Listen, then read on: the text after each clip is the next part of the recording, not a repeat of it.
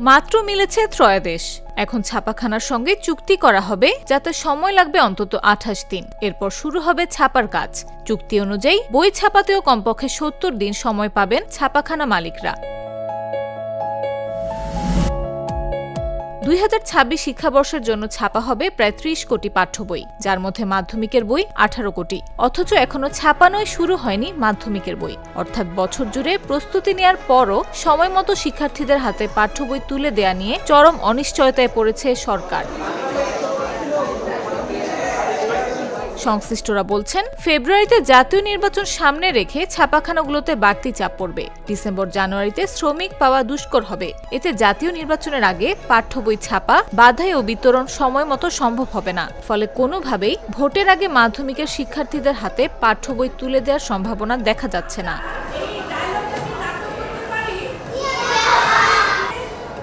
মাধ্যমিকের শিক্ষার্থীদের হাতে বই তুলে দিতে আগামী বছরের এপ্রিল পর্যন্ত সময় লেগে যেতে পারে বলে মনে করেন খোদ জাতীয় শিক্ষাক্রম ও পাঠ্যপুস্তক বোর্ডের কর্মকর্তারা। তারা বলছেন, পাঠ্য বই ছাপায় এমন বিলম্বে এবার এনসিটিবির কোনো দায় নেই। শিক্ষা মন্ত্রণালয় কোনো কারণ ছাড়াই মাধ্যমিকের ষষ্ঠ, সপ্তম ও অষ্টম শ্রেণীর বইয়ের ত্রয়োদশে অনুমোদন না দিয়ে প্রথম দফার টেন্ডার বাতিল করেছে। এ কারণে জটিলতার সৃষ্টি হয়েছে বলে জানান তারা।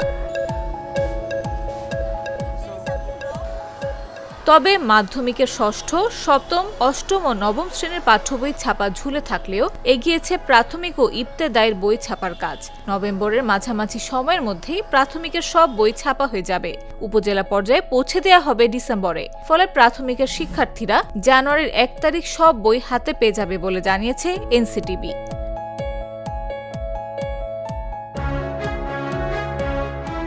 এদিকে পাঠ্য বই ছাপানোয় ভরা মৌসুমে মরার ওপর খাড়ার ঘা হয়ে দাঁড়িয়েছে এনসিটিবির চেয়ারম্যান শূন্যতা। একাই 3 পদ সামলানো অধ্যাপক রবিউলও আগামী 7 নভেম্বর অবসরে যাচ্ছেন। তার চাকরির মেয়াদকাল শেষ।